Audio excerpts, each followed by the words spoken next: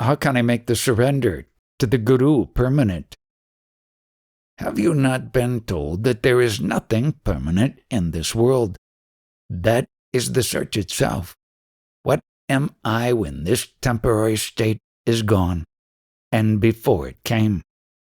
You have a clock which is made to last for 100 years. At the end of that 100 years, the clock stops. It has served its purpose. When the clock of the body stops, the same thing has happened. That body has served the purpose of consciousness. Total surrender means two, something joining, one surrendering to another. During that temporary state in consciousness, everything is correct. Whatever the plot of the story, it is correct. But the story is fiction. What I am telling you is absolutely open, an open secret. There is nothing that I keep hidden from you. Try and understand. It is merely a question of understanding. Guru's grace is always there. Guru is not an individual.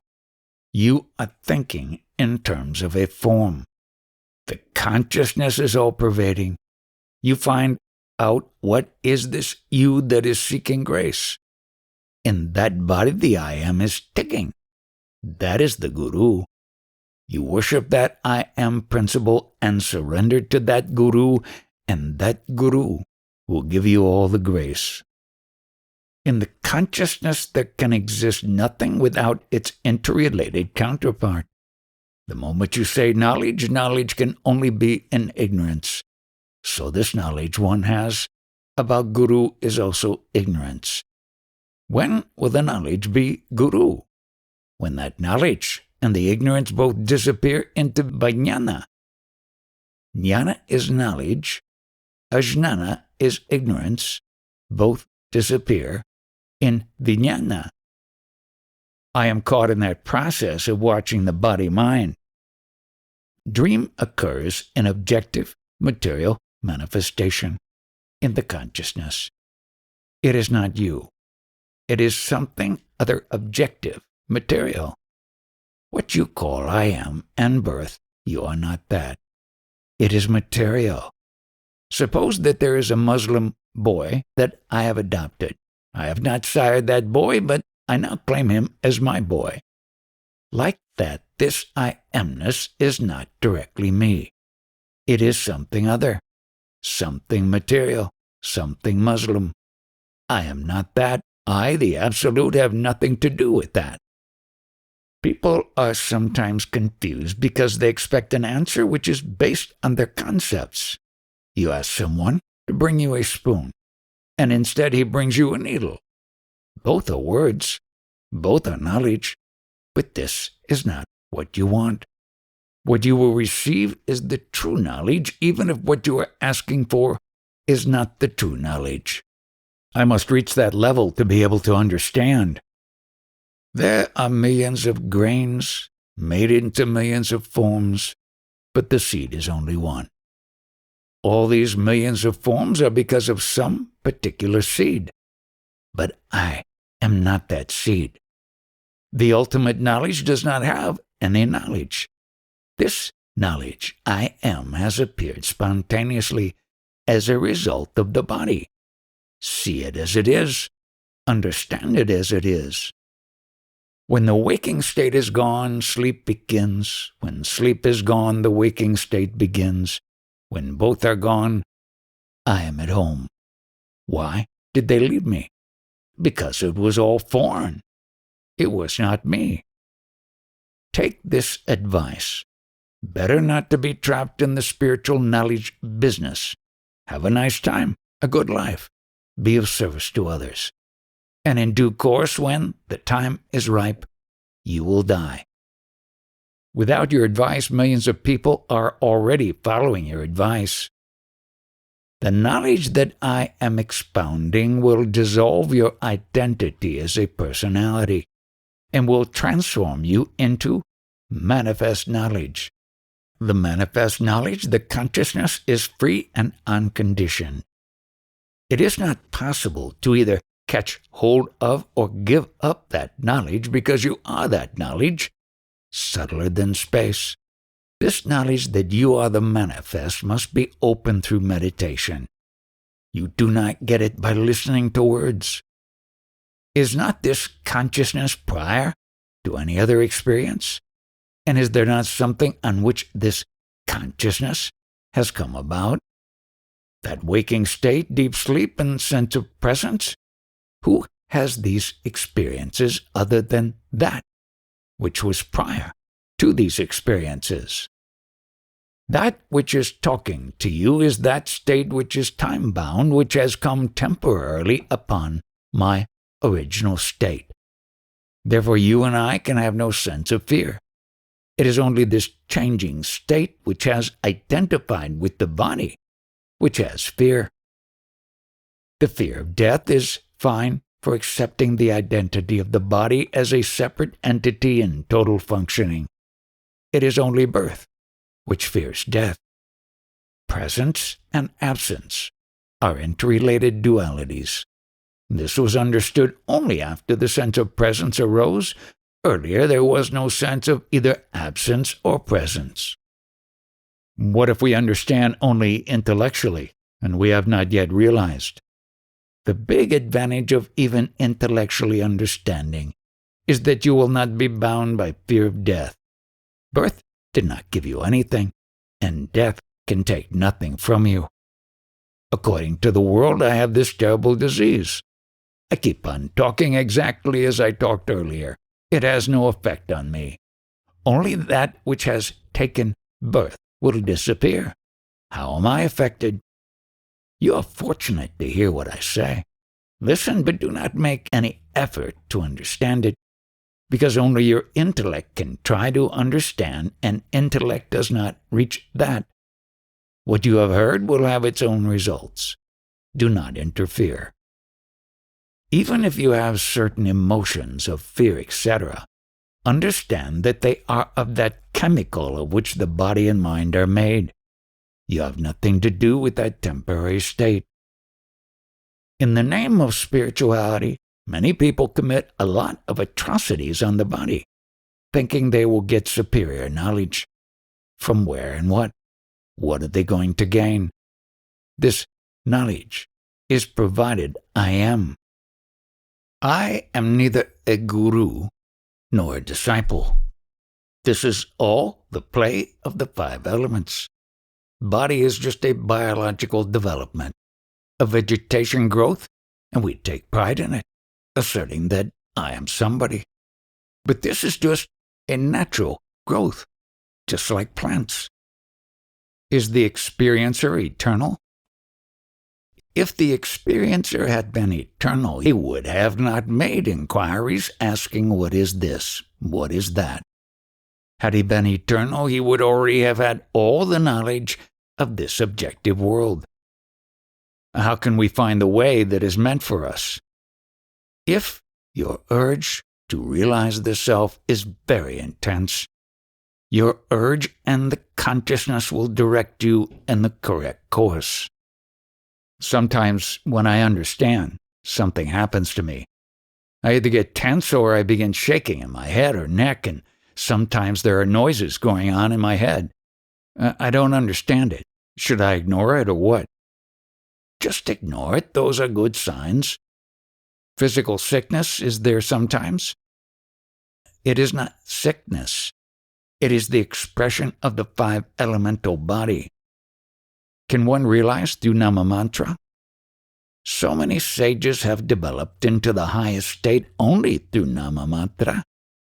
Whatever you recite should merge into you prior to mine. Some people tell about gurus giving power and energy. It is possible. I have deliberated only on myself.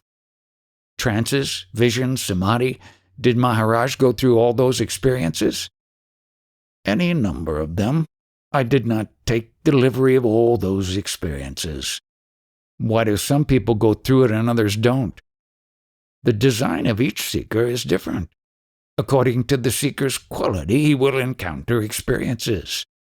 There have been so many self-realized sages, but each one's experience has been different because the qualities have been different.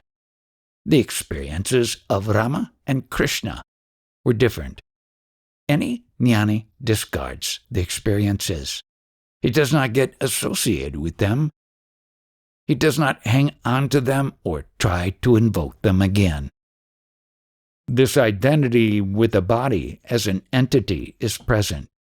Could anyone at any stage have done anything which could have prevented this identification?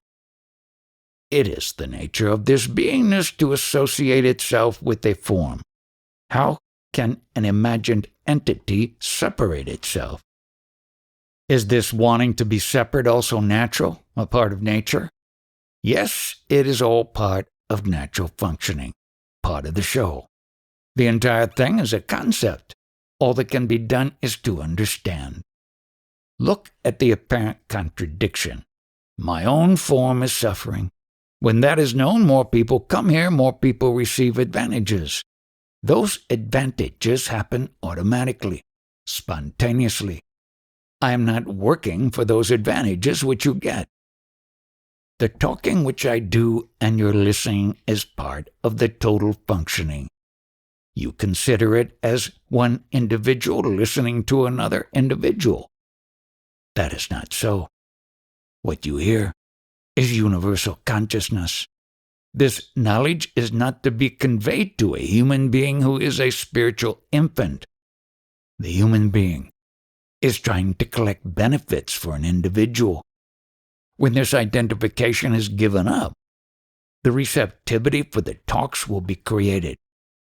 From an enormous tank of water, you dip a tiny tumbler full and say, "This is me."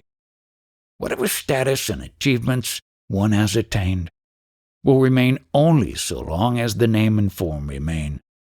Once they have gone, where is the entity who thinks he has achieved something? If this is deeply apperceived, then how can anything in the world bother you? What I am talking about is this original concept, the consciousness before which there was nothing. Whatever is in this original concept will remain only so long as the consciousness is there. Then we go back to our original nature. When consciousness exposes itself to you and shows you your true nature, then you will have no form. Without a form, can there be an image? The entire manifestation is an hallucination, the nature of which is to be inconstant. What should I do during the day? What kind of thoughts or actions should I have in order to find out my true nature and have peace of mind? Any thoughts or actions will be based on body-mind identity. And in order to see your true nature, there must be abandonment of this identity with the phenomenal center. This cannot come by any volitional action. It happens without any special effort. There is no question of doing anything because there is no one to do anything. The mind can only work with some name or form or image. If you give this up, the mind will be helpless. What I am saying about your true nature is so simple that the mind cannot grasp it. What has always been there? Give up conceptualizing, and what is remains. People will stop only at seeing the manifest. Who will go beyond the manifest and see that the manifest and the unmanifest are not two? They are one. The manifest is seen as light, the unmanifest as dark. And what is the same thing, that which perceives both. For the one who has abandoned the identification, it is simple. Words can only point at something. That which is neither like me or like you. It is not even aware of what it is. Only when consciousness is conscious of itself can there be knowledge of anything. It is prior to any knowledge. It is very simple. People who are considering to be very learned come here. How do I see them? I see them as being in total ignorance. Why is there fear of darkness? Your question is totally irrelevant. Go to the source which neither light or darkness could be cognized. What is the use of talking about what is objective when I have told you to go to the subject? I consider myself to be good or bad at different times. This can only be with identification with the body. Abandon this. From now on, I will only say what the position is. Thereafter you must perceive. I have no physical resources for a dialogue. Whatever you hear cannot and will not go to waste. If you have really understood the core of the matter, no questions arise. Questions arise only to an entity. The question is usually, what can I do? Where the I itself is not, who will want to know anything? Every manifestation is an appearance in consciousness, perceived and cognized by consciousness. There is only manifestation, functioning, and perceiving. My mind is too agitated for consciousness to be in consciousness. You have not been listening carefully to what I have said. The words have not reached you. I have told you that consciousness is always there, and anything that happens is in consciousness. So let consciousness remain in consciousness. Why do you, considering yourself as a separate entity, try to meddle in it? All that is consciousness. Can I ask about the meaning of suffering? Now you are developing a new concept, that there is something meaningful or profound behind suffering. This concept itself is going to strangulate you. Any concept erupting out of you, how can it give you knowledge? You must get rid of all concepts. You are the very basis, the foundation out of which concepts erupt. You are not concepts. You are prior to concepts. You must be firmly convinced about this. Do I suppress the concepts? Leave them alone. You watch the concepts erupting and disappearing. You are apart from concepts. Do not identify with them. I don't have the ability to do that. If you are not, where are the concepts? Where is the question of ignorance or knowledge if you are not there? That primary concept I am hangs on to the body as its identity. Hence all the trouble. Will you ever come to the conclusion that you are not the concept? When the body was formed, you did not bring any information with you. Later on, collected information externally, and on that basis, you are full of pride and conduct your dealings. Did you bring any information with you right from the beginning? No, I had no information. If you had no information, who is the customer for all this now? You have the primary information that you are, which sprouted spontaneously in you. That was your primary capital. And all this further mischief is because of that primary information. Is it not so? That is true, yes. Do you understand what it is to have your own being, to be?